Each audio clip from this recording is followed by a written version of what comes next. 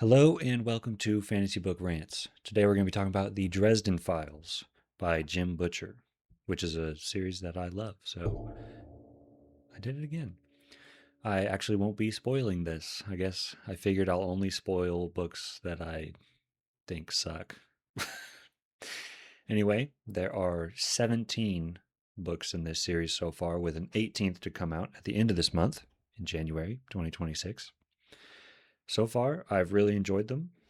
They're up there on my second shelf.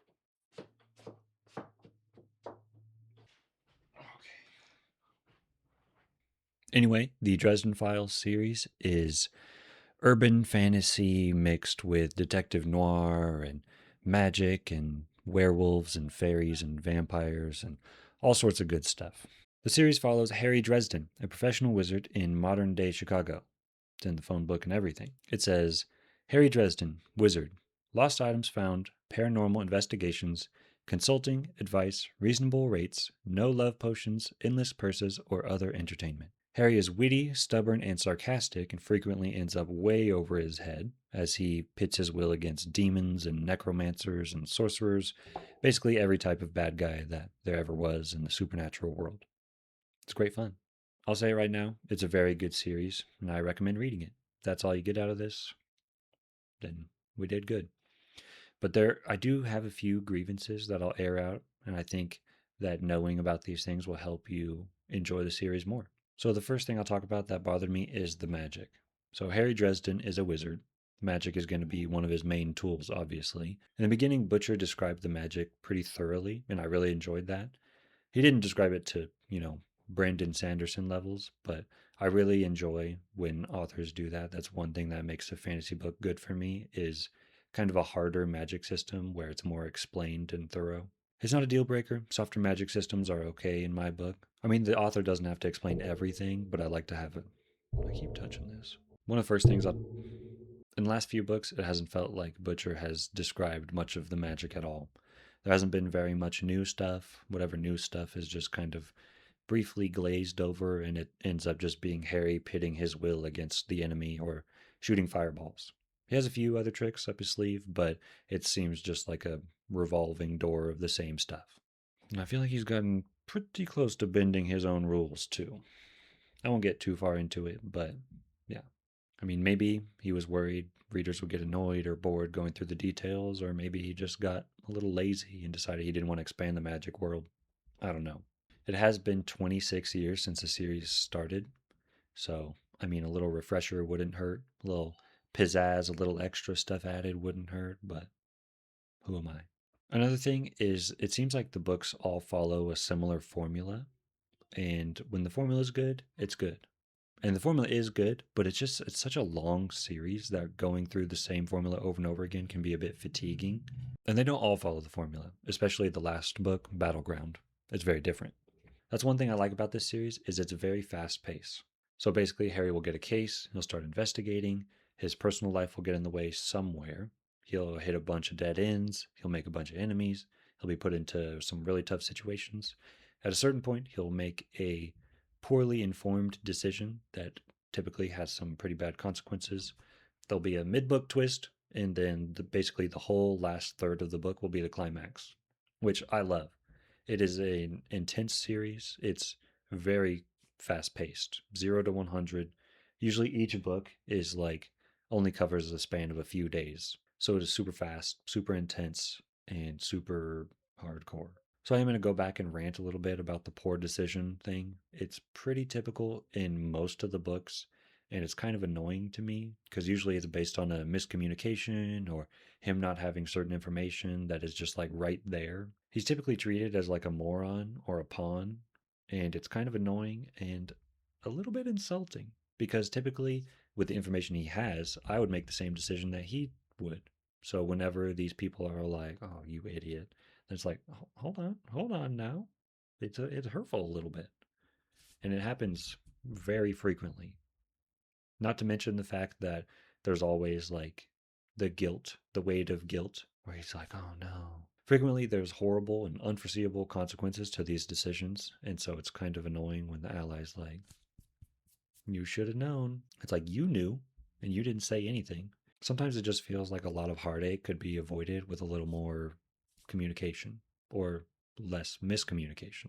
Anyway, I have a few other issues with this formula, but I don't feel like they'd be issues if the series wasn't quite so long. And one of them is that the stakes get higher and higher and higher and higher for each book until the point that I can hardly stand it. It's so intense. It's too much for me. Each book only covers the span of a few days, so it's 0 to 100 at breakneck speed, and then it's over. And then if you read them back to back like I did, I kind of joined this party a little late. I only started reading them about 4 years ago, and I just finished the 17th book. So I've read a bunch of them back to back, and you go from 0 to 100, and then it starts back over, and then 0 to 100, and starts back over. The risk and the stakes keep getting higher and higher and higher, and then it's just hard. It's hard to do. The whiplash is insane. Another thing is something that Butcher does actually super well. He makes an impossible situation. He puts Harry in these ridiculous scenarios that are basically impossible to win. And every time Harry pulls through, the good guys win, just how it's supposed to be. But there's always a cost. And in Jim Butcher books, the cost is normally very heavy. It really rains on your parade. So normally there's consequences to lives lost, and not to mention what happens to Harry. He's physically, mentally, emotionally, spiritually battered by the end of the book. Not to mention the guilt of, those poor decisions we talked about. But he always gets up. He always gets back up. He's never the same, but he gets back up again. And this is a really heavy burden to bear for 17 books. So, especially as each book kind of compounds on the next, like I said, the stakes get higher, the consequences are greater, and he has to carry that with him more and more and more throughout the whole series. This combined with the fact that the delicious moment of victory at the end of the book is usually pretty short and sweet, leaves a little something to be desired, if you ask me, which you are if you're here. Doesn't really give you time to savor it. The consequences of these books are actually so intense